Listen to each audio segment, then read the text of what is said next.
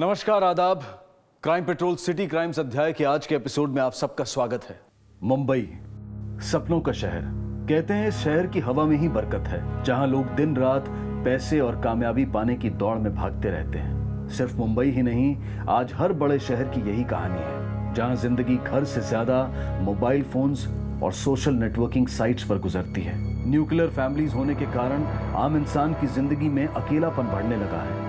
ये जीवन शैली अक्सर असुरक्षा और अशांति को जन्म देती है, और कभी कभी ये भावनाएं जुर्म को भी पनपने में मदद करती हैं। और हमारा आज का ये केस भी इसी तरफ एक इशारा है।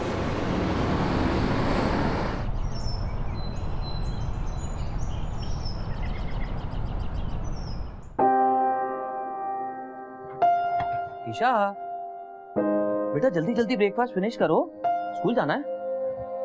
ओहो, कितनी बार तुम्हें मना करा है बेटा, सुबह सुबह टीवी नहीं देखते, बुरी बात होती है। पापा प्लीज ना, मेरा फेवरेट शो चल रहा है, कल रात को भी मम्मा ने टीवी देखने नहीं दिया। अच्छा ऐसी बात है तो स्कूल से आके देख लेना। अल्पा, अल्पा, आज टिफिन में लंच रखना, केवल डिनर नहीं। कल का खाना तो खाया नहीं था और आज ताना मार रहे हो। ताना नहीं मार रहा हूँ, ऑफिस में टाइम नहीं मिलता, और ये फालतू की बातें अब रात को करना। रात की बात दिन में, दिन की बात रात में। भावेश, मुझसे शादी करके पछता रहे हो ना? क्या लगा रखा है सुबह सुबह ये? तुम्हारी वजह से मैंने जॉब छोड़ी, घर संभाला, लेकिन फिर भी तुम मेरी किसी बात से खुश नहीं होते। देखो ऐसा है, ये फालतू की बातों के लिए मेरे पास वक्त नहीं है। ये किसी पिटी बातें अपने लिए रखो। ईशा को पालने की जिम्मेदारी का फैसला तुम्हारा था, अब अपने इस फैसले पर तुम पछता रही हो, मैं नहीं। हटो, मुझे लेट हो रही है। मम्मी प्रोजेक्ट का प्रिंट आउट निकालना तो भूल गए। कल नहीं बता सकती थी? अभी 10 मिनट में बस आने वाली है और तुम्हें प्रिंट आउट चाहिए। अब इतनी सुबह कहाँ से अरेंज करो प्रिंट आउट? चलो बेटा, पापा को बाय करो, जल्दी मिलते हैं। आते वक्त मेरे लिए वो वाली चॉकलेट लाना। Bye bye, love you. मम्मा, आप तो कहते हो कि लड़ाई झगड़ा करना बुरी बात है, फिर आप पापा से डेली फाइट क्यों करते हो? ईशा बेटा, हमारी फाइट पर ध्यान मत दो, और आगे से हमारे बीच कोई फाइट नहीं होगी, ठीक है? पर मम्मा प्रिंट आउट का क्या करे, टीचर मुझे पनिश करेगी। मोहित दादा से लेने पड़ेंगे। एक काम करो बेटा, तुम मोहित दादा के पास जाओ और प्रिंट आउट निकलवाओ, जब तक मैं तुम्हारा बैग और टिफिन पैक करके लेकर आती हूँ। जाओ जाओ, जल्दी जाओ बेटा, लेट होगा। जाओ जाओ जाओ।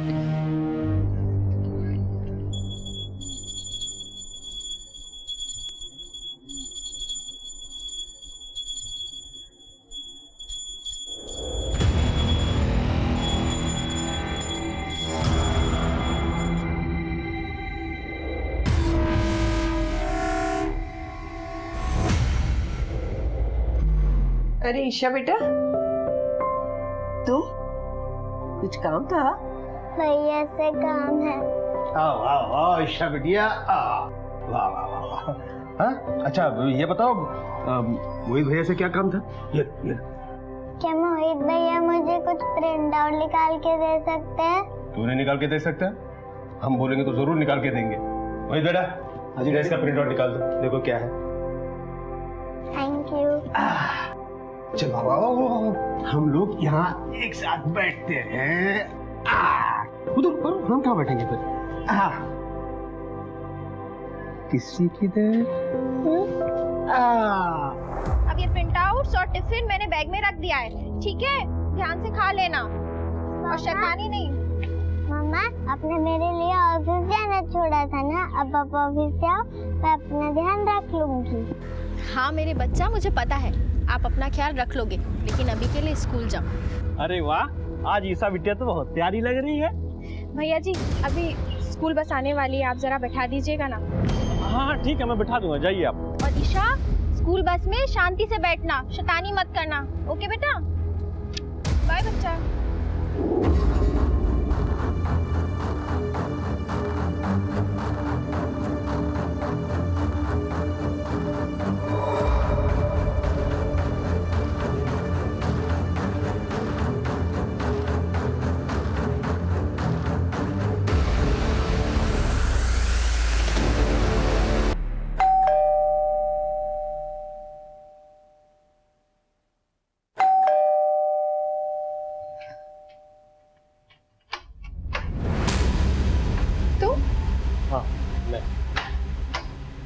अंदर आओ।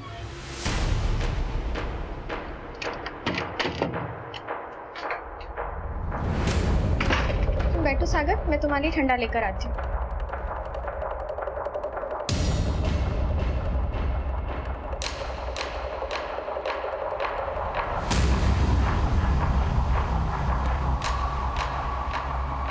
सागर, ठंडा पियो।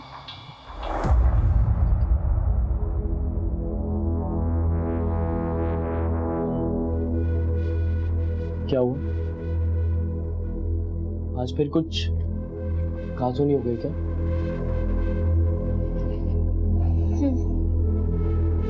ये तो रोज की बात है। जिंदगी से गिला करने से बेहतर है कि उसे नए तरीके से शुरू करो। जरूरी नहीं है कि जिंदगी हमेशा तुम्हें धोखा ही दे। नहीं सागर, अगर जिंदगी ने मुझसे कुछ छीना है तो उसके बदले भी मुझे कुछ दिया है। ईशा, मेरी बेटी, वही मेरे जीने का सहारा है। और पता है सागर, मुझे उम्मीद है कि एक दिन सब कुछ ठीक हो जाएगा। तुम ठंडा पियो।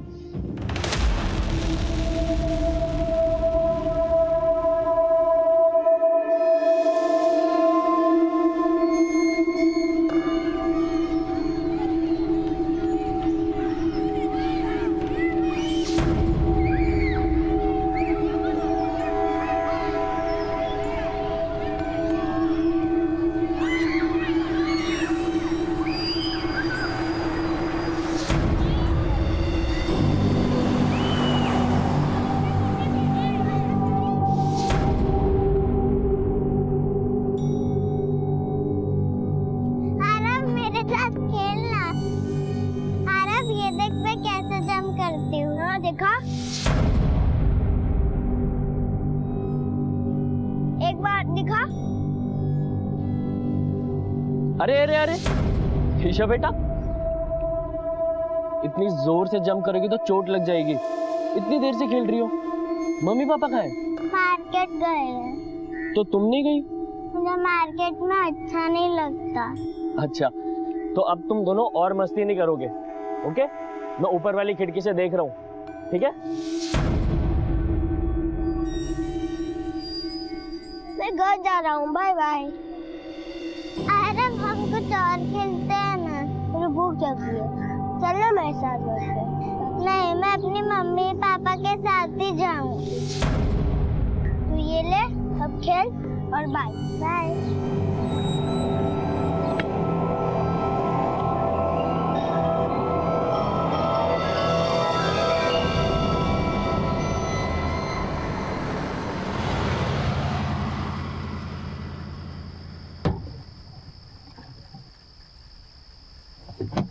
अच्छा सुनो भावेश, हाँ। मैं सामान लेकर ऊपर जाती हूँ, तुम ईशा को लेकर आओ।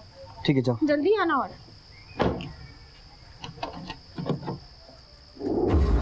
ईशा, ईशा, हाँ हाँ माँ, जस्ट अभी पहुँचे ही हैं, लिफ्ट में ही हूँ। ईशा बेटा, देखो पापा मम्मी आ गए। हाँ माँ, बाकी सब ठीक, बस बहुत थक गई आज। ईशा, ईशा बेटा, अल्पा, अल्पा। माँ मैं बाद में बात करती हूँ। जय श्री कृष्ण। अल्पा, ईशा घर पे आई क्या? नहीं तो, मैं अभी तो अंदर आई। मैंने गार्डन में बाहर देखा, कहीं भी नहीं दिख रही वो। नहीं दिख रही मतलब? अरे नहीं दिख रही मतलब कहीं नहीं दिख रही। अच्छा ठीक है, तुम आरव के यहाँ जाओ, मैं गुप्ता जी के यहाँ देख कर आती हूँ। जाओ।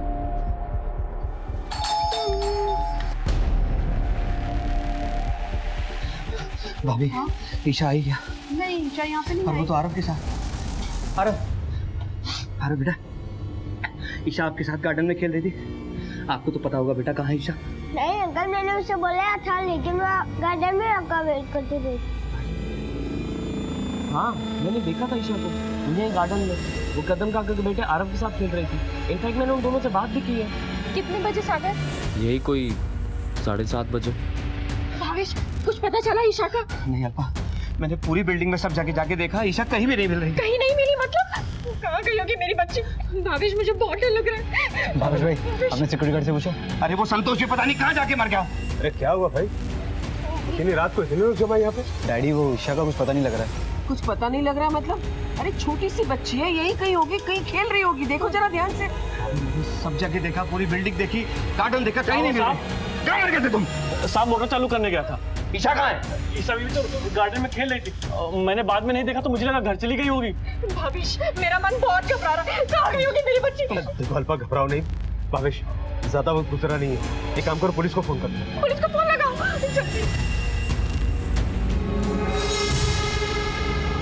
अपने घर और अपने परिसर में हम अपने आप को सबसे ज्यादा सुरक्षित महसूस करते हैं, लेकिन अगर हमारे घर और हमारे परिसर से ही कोई अप्रिय घटना घट जाए तो वो हमारे विश्वास, हमारे भरोसे को नुकसान पहुंचाती है। और जब बात अपने छोटे बच्चों के गायब होने की हो तो माता पिता का हताश होना लाजमी है, और यही हुआ था ईशा के माता पिता के साथ। लेकिन संकट की इस घड़ी में सोसाइटी के सभी मेंबर्स एक हो गए थे और अपने अपने तरीके से ईशा की तलाश में जुट गए थे, पर आखिरकार हार कर उन्हें पुलिस को बुलाना पड़ा।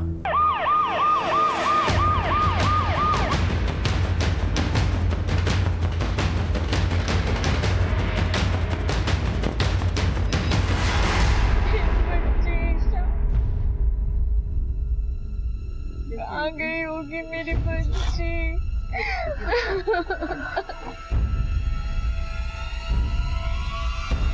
भावेश गांधी कौन है? सर, मेरा नाम भावेश गांधी सर। मैंने आपको कॉल किया था सर। ये मेरी पत्नी है अल्पा। बेटी कब से गायब है और कहाँ से गायब है? सर यही सोसाइटी के गार्डन से। सर आज संडे है और हर हफ्ते की तरह हम लोग संडे को मार्केट जाते हैं। आज भी बस मार्केट के लिए निकले थे। ईशा जल्दी से तैयार हो जाओ, चल के हमें लेट हो रहा है। नहीं, मुझे खेलना है। अरे बेटा, हम आज मार्केट जाएंगे, मार्केट में पानी पूरी खाएंगे। चलो चलो चलो। नहीं, पापा मम्मी को कहो ना। प्लीज बेटा जिद नहीं करते, जल्दी चलो। नहीं, मुझे अच्छा, सुनो। खेलना है। ओके सुनो, इसको यहाँ बच्चों के साथ खेलने दो, हम जल्दी होके आते हैं। अच्छा, अपना ध्यान रखना और यहीं खेलना। बाय बाय पापा। बाय बाय मेरा बच्चा। बाय मम्मा। Bye bye. संतोष भैया, हम लोग मार्केट जा रहे हैं और ईशा ना बाहर गार्डन में खेल रही है। आप प्लीज जरा ध्यान रखिएगा, हम जल्दी आ रहे ठीक है, मैं हूँ यहाँ पर। हैं। जी ठीक है। ठीक देखना संतोष है। ठीक ठीक ठीक है। अब 10 देर मत लगाना, 10 मिनट में निकलना। ठीक है बाबा। आप अक्सर उसे अकेला छोड़कर जाते? हाँ सर, मेरा मतलब है सर, हम इस सोसाइटी में 12-15 साल से रह रहे हैं। सभी लोग हमें अच्छी तरह जानते हैं। हमें कहीं बाहर जाना होता तो हम ईशा को पड़ोस में छोड़ के जाते हैं यहाँ गार्डन में बच्चों के साथ खेलने के लिए। और ये पहली बार नहीं हुआ, हम ऐसा कई बार करते हैं। सर ईशा यही गार्डन में इधर उधर खेलती रहती थी या फिर किसी के घर होती थी, लेकिन आज सर वो कहीं पर भी नहीं है। आपने सोसाइटी में हर एक से पूछताछ की? सर मैंने पूरी सोसाइटी को अच्छे से चेक किया, ईशा कहीं नहीं मिली। सर पता नहीं मेरी बच्ची कहाँ गई होगी सर। सर प्लीज ढूंढिए उसे सर, देखिए प्लीज। आप अपने आप को संभालिए, हम कोशिश कर रहे हैं। तो सिक्योरिटी गार्ड है? हाँ साहब। ड्यूटी पर थे उस वक्त? हाँ साहब। बच्ची को देखा था? हाँ, ईशा गार्डन में खेल रही थी। मैं बस कुछ देर के लिए मोटर चालू करने गया था, उसके बाद नहीं देखा साहब।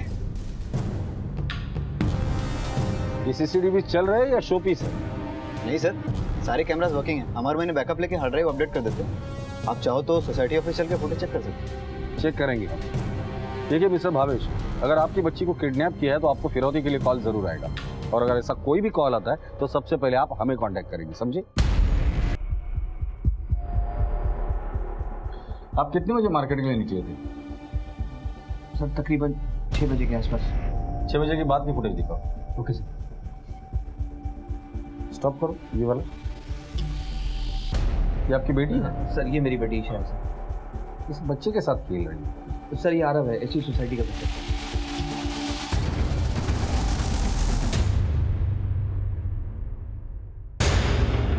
ये कौन है अभी जिससे वो बात कर रही है? सर ये सागर है, हमारी बिल्डिंग में रहता है।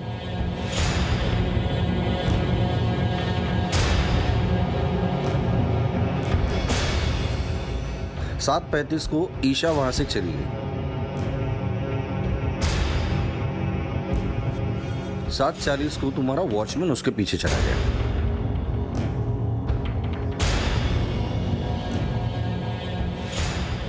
ये गाड़ी किसकी बाहर जा रही है? संदीप पार्टी की। हाँ सर, संदीप की गाड़ी है। 8:30 बजे। 6:30 बजे से लेकर 9 बजे तक की फुटेज हमने देखी। कोई अनजान शख्स बाहर आते जाते दिखाया आपको? नहीं सर, सब सोसाइटी के लोग ही दिखे हैं सर। लेकिन फुटेज में ईशा भी सोसाइटी के गेट के बाहर जाते हुए दिखाई नहीं दी। इसका मतलब हो ना हो ईशा इसी सोसाइटी में। मोरे, सोसाइटी में जाके हर घर की अच्छे से तलाशी करो। सर पुलिस ने मामले की गंभीरता को देखते हुए सोसाइटी के हर घर को छान मारा। चप्पा चप्पा तलाश किया गया, लेकिन ईशा का कुछ पता नहीं चला।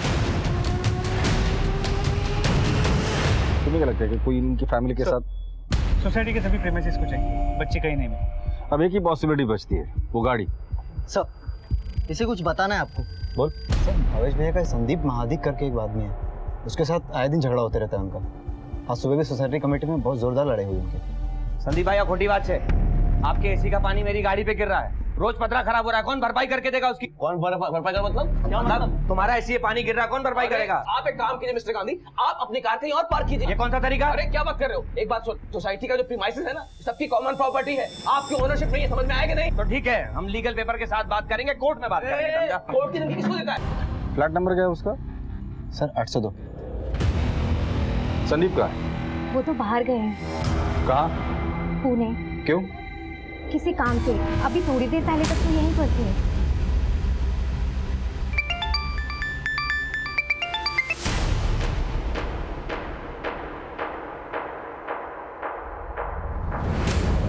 विशाखा, मैं ये तो आहो थामा, क्या हुआ? अचानक से कहाँ जा रहे हैं? खाना खाते जाते। विशाखा, तेरे को कितनी बार समझाया, बाहर जाते समय पीछे से टोकने का नहीं। अच्छा सुन, मैं पुणे जा रहा है, अर्जेंट काम है, काम होते ही वापस आ जाऊंगा, तू दरवाजा बंद कर ले।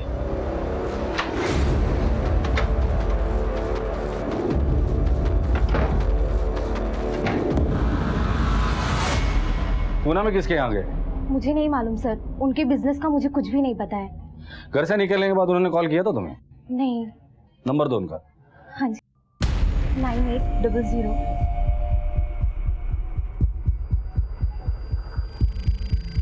सर नंबर स्विच ऑफ है। अगर उनका फोन आता है तो तुरंत हमें कांटेक्ट करने के लिए बोल देना। जी सर।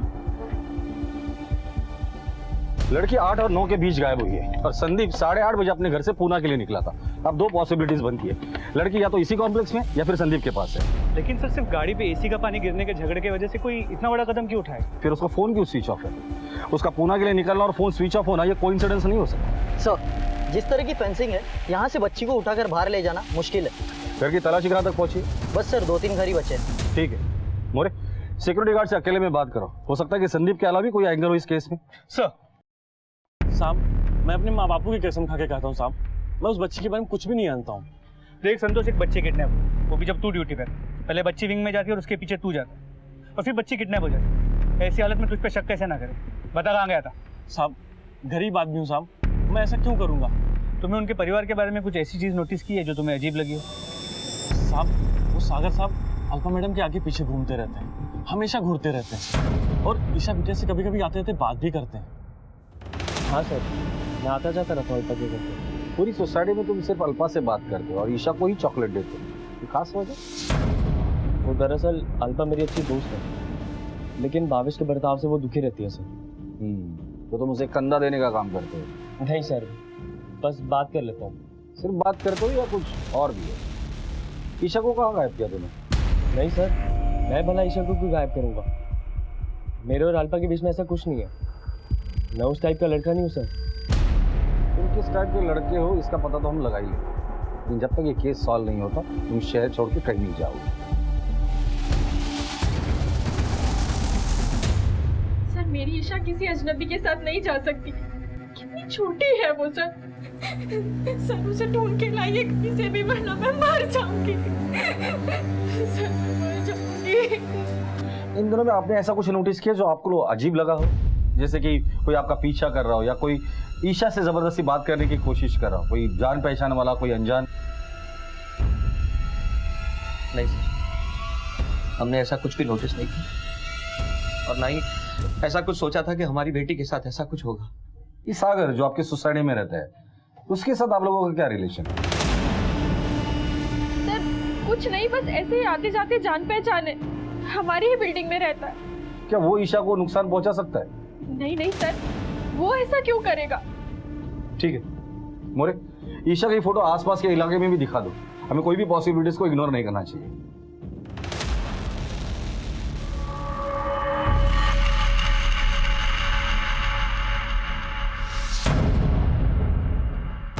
सीसीटीवी फुटेज में ईशा सोसाइटी से बाहर जाते हुए नहीं दिखाई दे रही, लेकिन फिर भी पुलिस टीम हर मुमकिन संभावना की जांच कर रही थी। पड़ोसी, रिश्तेदार, सबकी कड़ी छानबीन की जा रही थी, लेकिन ईशा के बारे में कोई सुराग हाथ नहीं आया था और हर गुजरते पल के साथ ईशा की जिंदगी खतरे में होने का डर बढ़ता जा रहा था।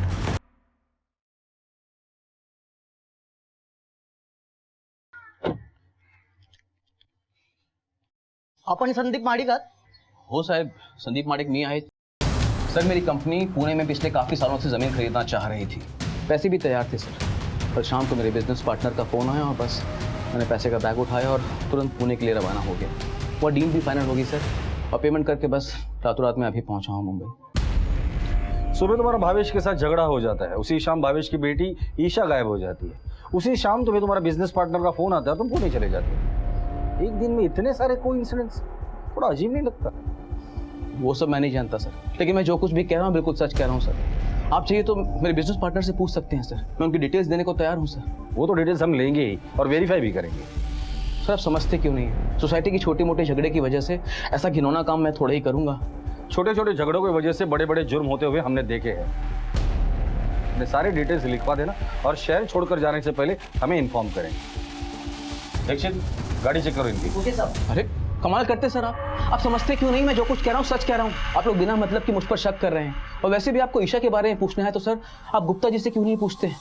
किसी की क्योंकि कल शाम को जब मैं पुणे जा रहा था तो ईशा गुप्ता जी के घर के सामने खड़ी थी। तुम 8:30 बजे बिल्डिंग के गेट से बाहर निकले, इसका मतलब गुप्ता जी के यहाँ तुम 8:20 या 8:25 को पहुंचे होंगे। हाँ सर, तकरीबन यही समय रहा होगा सर। उस समय ईशा बॉल से खेल रही थी सर। जिस दिन ये हादसा हुआ उस वक्त आप लोग कहाँ थे? जी, मैं और पार्वती रिश्तेदार की शादी में गए हुए थे अंधेरी। कितने बजे? ये कोई 5 बजे के आसपास। लेकिन आप ये सारे सवाल हमसे क्यों पूछ रहे हैं? गायब होने के पहले ईशा को आपके फ्लैट के बाहर देखा गया था और शायद वो आखिरी बार था। तुम उस वक्त कहाँ थे? तो पढ़ाई कर रहा था। और कुछ नहीं सर। फिर 9 बजे के लगभग अल्पा भाभी ईशा के बारे में पूछने आई थी। तुमने ईशा को देखा था? नहीं सर। गुप्ता जी, वार्निंग नहीं लेकिन नसीहत दे रहा हूं मैं। ईशा को आपके फ्लैट के बाहर आखिरी बार देखा गया था रात 8:30 और 9 के बीच। अगर ईशा के बारे में आप लोग कुछ भी जानते हो तो अभी बता दो।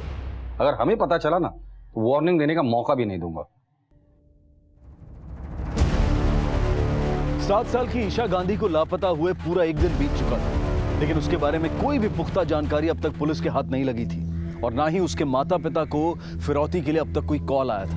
पुलिस के लिए जैसे केस एक पहेली बन गया था। उनके तहकीकात के तरीके पर भी सवालिया निशान लगाए जा रहे थे और इस तनावपूर्ण माहौल में एक ऐसी खबर आई जिसने इस केस को बेहद खतरनाक मोड़ दे दिया।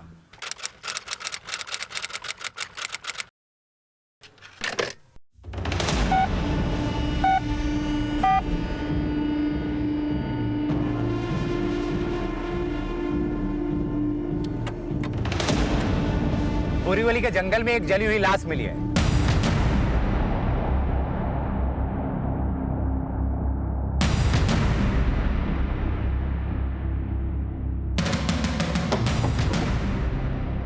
फोन कॉल के हिसाब से लोकेशन तो यही होनी चाहिए। आसपास देखो कोई लाश मिल जाएगी।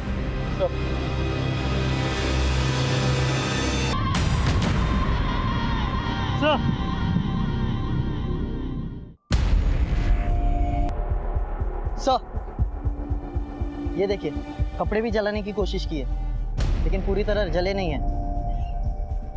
कपड़े और बॉडी को देखकर लगता ही किसी बच्चे की लाश है। तो कहीं ये लाश ईशा की तो नहीं?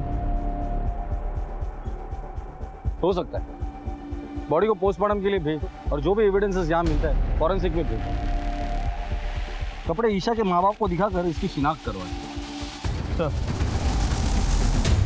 क्या जिस माहौल में हम रह रहे हैं वहां हमारे बच्चे सुरक्षित हैं?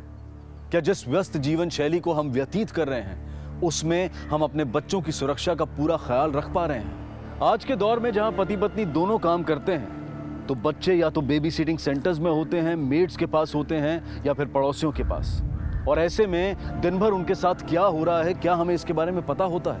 NCRB यानी कि नेशनल क्राइम रिकॉर्ड ब्यूरो की एक रिसर्च के अनुसार बच्चों के अगेंस्ट क्राइम की संख्या पिछले कुछ सालों में हमारे देश में 300% बढ़ी है और ये आंकड़े काफी खतरनाक और चिंताजनक हैं। बोरीवली के जंगल में हमें एक बच्चे की जली हुई लाश मिली। और उसके बाजू में ये जले हुए कपड़े हैं। क्या ये ईशा के हैं?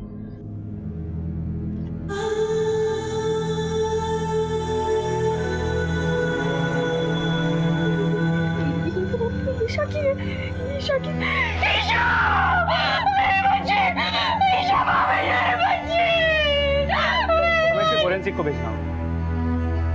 ईशा मेरे बच्चे ईशा मेरे बच्चे ईशा तुमने मारा है मेरी बेटी को। तुमने नहीं बोला था ना उसे अकेला छोड़ दो। तुम नहीं मारा मेरी बच्ची को। मेरे बच्चे ईशा। मुंबई के बोरीवली इलाके में एक सुनसान जगह पे पुलिस को आज एक बच्ची की जली हुई लाश मिली है। माँ बाप ने उस बच्ची के जले हुए कपड़ों से उसकी शिनाख्त कर दी है। सर मीडिया इस केस को थोड़ा ज्यादा ही उछाल रही है। देख रहा हूँ मैं। ये लोग तो हमारी मजबूरी समझते ही नहीं है। इन्हें लगता है कि पुलिस के पास एक जादू की छड़ी है जो घुमा देंगे तो केस सॉल्व हो जाएगा। सर ये पोस्टमार्टम रिपोर्ट आ गई है। सर रिपोर्ट के मुताबिक बच्चे की उम्र करीब 5 से 7 साल की है और उसकी मौत दम घुटने की वजह से हुई, जिसके बाद बॉडी को जलाया गया, लेकिन अभी कुछ ठोस कहा नहीं जा सकता। बॉडी को पूरी तरह से जला दिया है। रिपोर्ट आने में वक्त तो लगेगा। सर इसके अलावा बॉडी के पास जो आधे जले हुए कपड़े मिले उसमें सीमन के ट्रेसेस हुए।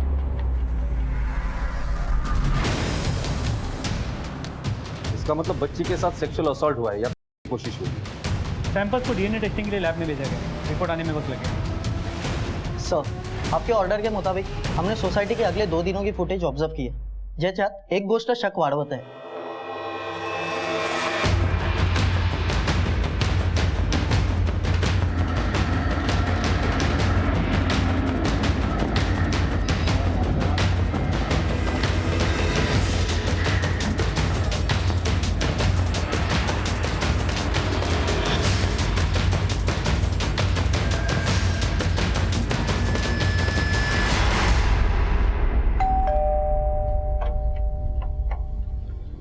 तेरे से कुछ बात करनी है। पुलिस स्टेशन चल। मगर क्यों? चल बोला ना। माँ! चल। माँ! डैडी! अरे क्या हुआ सब? पूछताछ के लिए पुलिस स्टेशन लेके जा। अरे किसकी पूछताछ के लिए? ईशा मर्डर केस में। देखिए साहब, आपको जरूर कोई गलतफहमी हो रही है। मेरा बेटा ऐसा कर नहीं सकता। ले चलो इसे। मेरी बात सुनिए। साहब मेरी बात सुनिए। साहब मुझे छोड़ दीजिए। देखिए गलतफहमी हो रही है। साहब देखिए ना, पता नहीं मेरे बेटे को ले जा रहे हैं। साहब एक मिनट। चलिए। साहब मेरी बात सुनिए। मैं समझता हूँ साहब, न्यूज़पेपर और अखबार में आपकी धज्जियां उड़ाई जा रही है। असली गुनहगार को तो आप पकड़ नहीं पा रहे। मेरे बेटे को बलि का बकरा बना रहे हैं आप। गुप्ता जी, आपके सोसाइटी में इतने सारे लोग हैं, हम आपके बेटे को बलि का बकरा क्यों बनाएंगे? ईशा गायब हुई थी संडे रात को। बुधवार रात को उसकी लाश मिली थी और मंगलवार रात को आपका बेटा एक बड़ा सा सूटकेस बाहर लेके जाते वक्त सीसीटीवी में दिखाई दिया। देखिए इंस्पेक्टर साहब, मेरा बेटा मानती हूँ मैं कि आलसी है, निकम्मा है, लेकिन वो कभी किसी का खून नहीं कर सकता। अगर उसने कुछ किया नहीं होगा तो छोड़ देंगे उसे। ले चलो इसे। सर्कमस्टेंशियल एविडेंस के आधार पर मोहित दोषी पाया गया, लेकिन मोहित के माता पिता और सोसाइटी के लिए ये आरोप अविश्वसनीय था, क्योंकि बचपन से ही सब उसे जानते थे। वो ईशा को अपनी छोटी बहन की तरह मानता था। लेकिन क्या पुलिस का ये शक सही था? तेरा पिता? जी कभी कभी बियर पी लेता हूँ। संडे को क्या पिया था? कुछ नहीं सर। देखता है ब्लू फिल्म्स? कभी नहीं सर। मोरे लैपटॉप चेक करो इसका। सर कभी कभी देख लेता हूँ सर। बैग कहाँ से लिया था? कौन सा बैग सर? वही जिसमें ईशा को डालकर लेकर गया था। सर उस बैग में लास्ट ईयर की बुक्स थी जो मैं जूनियर स्टूडेंट को देने गया था बस। स्टूडेंट का नाम बता। जी वो सर वो मैं एनजीओ में देने गया था। एनजीओ का नाम बोल। वो आशा प्रकाश ज्योति प्रकाश सर। लेके आ गया बैग उधर? नहीं सर, बैग चोरी हो गया। नशा करता है? नहीं सर। तो तेरे जेब में मैच बॉक्स कैसे मिला? जी कभी कभी सिगरेट पी लेता हूँ। लड़की को जलाने के लिए पेट्रोल कहाँ से मिला? जी मैच बॉक्स रहने का मतलब ये थोड़ी है कि मैंने लड़की को जलाया। तो फिर किसी को सुपारी दी थी? सर मैं कसम खा के बोलता हूँ सर, मेरा इस केस से कोई कनेक्शन नहीं है सर। बैग कहाँ है वो? सर बताया तो था सर, बैग चोरी हो गया। ब्लड सैंपल ले लो और मैच करा। तो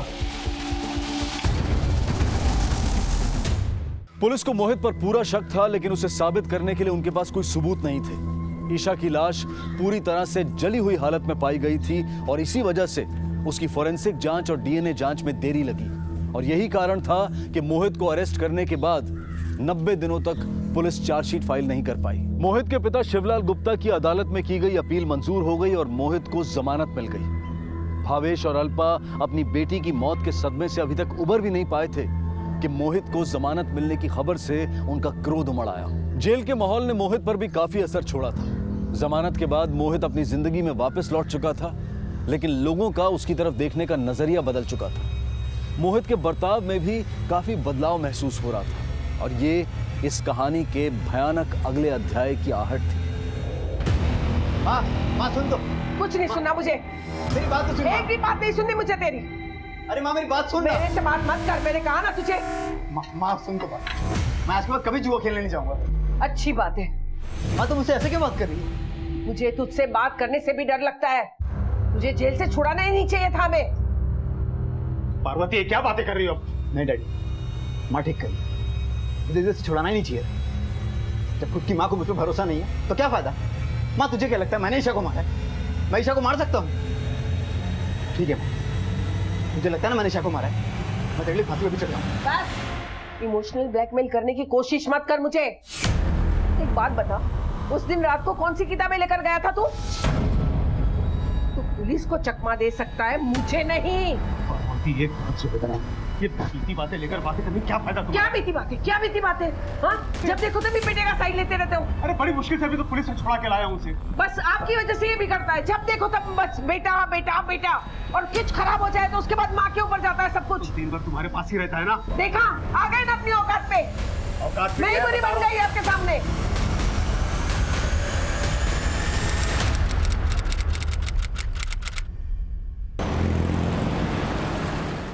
पार्वती, अरे कहाँ हो? पार्वती, पार्वती।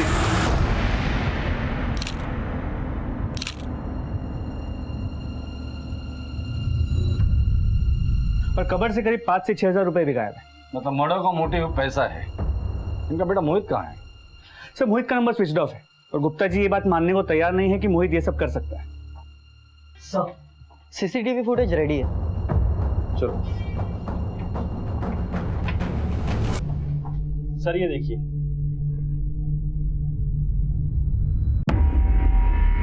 जूम कर। मोरे देखो, हमारा शक सही निकला। मोहित हाथ में प्लास्टिक की थैली लेके जा रहे हैं। मुझे लगता है मिसेस गुप्ता को मारने के बाद वो गेट से बाहर जा रहे हैं। काम करो, इस मोहित की फोटो हर पुलिस स्टेशन में सर्कुलेट कर दो। सर इनिशियल इन्वेस्टिगेशन में ये भी पता चला कि मोहित ने एक बाइक चोरी की, उसे जुआ खेलने की लत लग गई, पैसे कमाने का भूत सवार। पिछले कुछ दिनों में उसने जुए में काफी पैसे जीते भी थे। शहर के जितने भी जुए के अड्डे हैं सब चेक करो। और इस मोहित ने कंगन चोरी की है, मतलब वो बेचेगा जरूर। आसपास के एरिया में जितने भी ज्वेलरी शॉप है वहां जाके पता करो। सर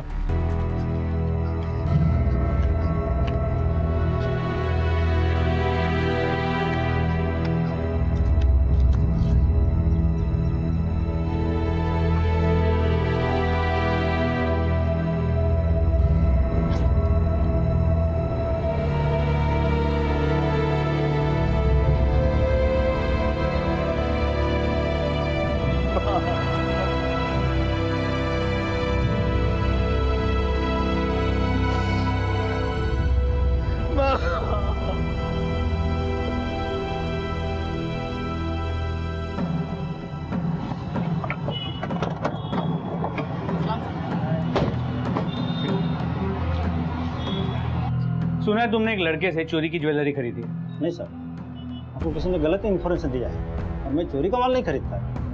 तुम लोग बिना मार खाए सच नहीं बोलते हो ना? दीक्षित घेऊन चलेला। चलिए भाई, चल। मैं कुछ नहीं किया सर, मैं कुछ नहीं किया। मेरी बात तो सुनो। जब 2 डंडे सही जगह पे पड़ेंगे ना सब सच याद आ जाएगा। चल सर बताता हूँ सर। बोल। वो 3 बंदे थे सर। 3 बंदे? जी सर। सीसीटीवी कैमरा का फुटेज मुझे देखना है। जी सर, मैं दिखाता हूँ।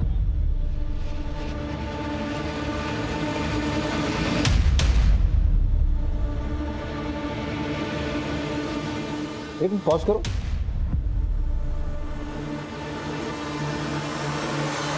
ये तो पीटर और जॉन है, चेन स्नैचर।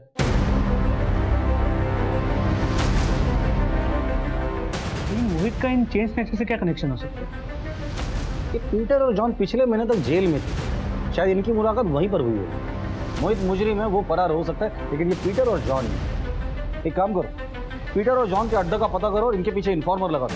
कल शाम तक ये दोनों मुझे मेरी कस्टडी में चाहिए। ओ सर। पुलिस को अब यकीन हो चुका था कि मोहित ने ही पहले ईशा और फिर अपनी मां का कत्ल किया है और अब वो शहर छोड़कर भागने की फिराक में है। पीटर और जॉन दोनों नामी गुनहगार थे और पुलिस को उनके बारे में जानकारी जुटाने में ज्यादा वक्त नहीं लगा।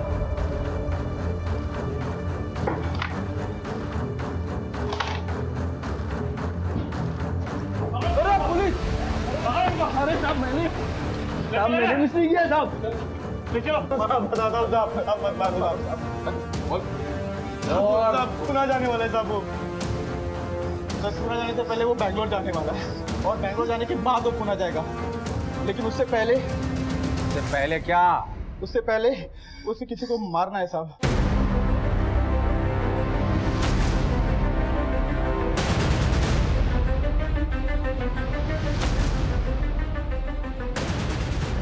सोसाइटी में सबको अलर्ट कर दो और एक कांस्टेबल सिविल ड्रेस में 24 घंटे वहां लगा दो।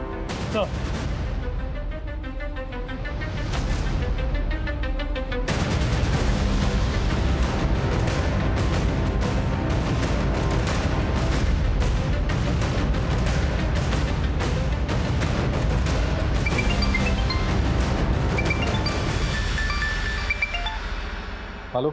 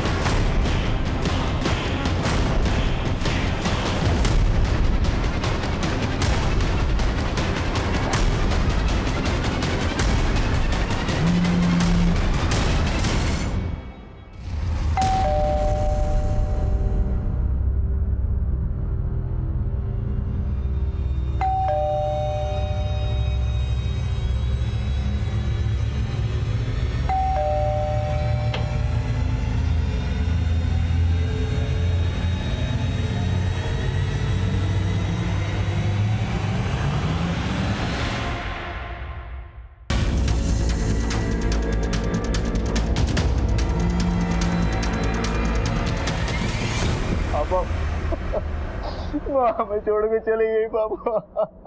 इतना प्यार करता था तो फिर उसे मारा क्यों? मैं अपनी माँ को कैसे मार सकता हूँ? घर छोड़कर भागा क्यों? फूल भी यहाँ पर छोड़कर गया।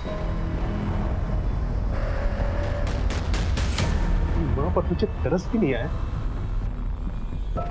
उस बच्ची को मारते हुए तुझे शर्म नहीं आई? अरे सच कहती थी तेरी माँ,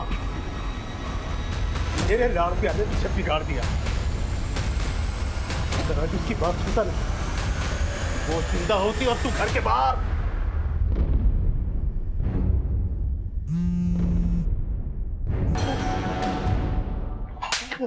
क्यों मारा?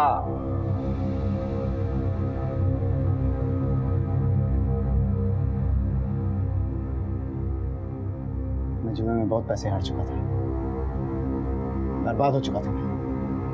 मुझे पैसे चाहिए थे, बहुत डिस्टर्ब था। फिर मैं टेरिस पे गया। फिर मैंने टेरिस पे दिव्या और अमन को देखा। वो रोमांस करने में लगे हुए थे। वो देख के और डिस्टर्ब होने लगा। मैं मेरे साथ कोई रोमांस ही नहीं करता। कोई लड़की मेरे पास ही नहीं आती, ना मुझसे दोस्ती करती। एक बार फेल क्या हो गया, कोई लड़की दोस्ती नहीं करती मुझसे। मैं और ज्यादा फ्रस्ट्रेट होने लगा। फिर मैंने फ्लैट के सामने ईशा को खेलते हुए देखा। तभी दरवाजे के घंटे बजे, पता ही नहीं चला उसकी चिल्लाहट कब बंद हो गई। मैं घबरा गया। मुझे लगा अब क्या होगा, अब मैं क्या करूंगा। फिर मैंने एक बैग में उसकी लाश को भर के फिर खुद ही पीसीओ से पुलिस कंट्रोल में फोन करके सब कुछ इन्फॉर्म कर। अपनी माँ को क्यों मारा तूने? माँ को?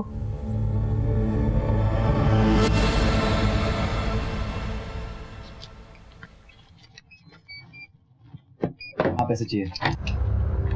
पहले अपना गुनाह कबूल कर क्या?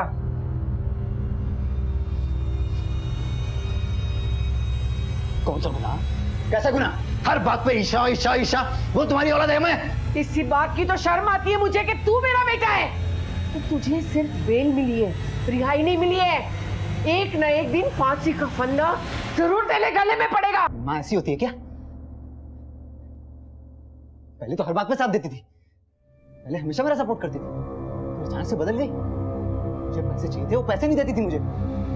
बोलता था मुझे पैसे दे पैसे दे पैसे दे, नहीं सुनती थी मेरी। क्या करती? मारना पड़ा उसे। बाप को मारने की कोशिश क्यों की? वो तो आंखें बंद करके तुझसे प्यार करता था। नहीं नहीं नहीं, डैडी भी अब माँ की जबान बोलने लगे थे। वो भी मुझ पर शक करने लगे कि मैंने ईशा को मारा है। उन्हें मुझ पर भरोसा ही नहीं रहा। फिर मैंने सोचा कि दोनों जिंदगी भर साथ रहे तो इनको भी माँ के पास पहुंचा दूंगा तो कितना अच्छा रहेगा। दोनों आगे भी साथ रह लेंगे, फिर सारी दौलत सारा पैसा मेरा हो जाएगा। उनकी जिंदगी का तो मुझे पता नहीं, लेकिन तेरे जीते जी तो उस जेल से बाहर नहीं जाएगा, ये मैं तुझे लिख के देता हूं।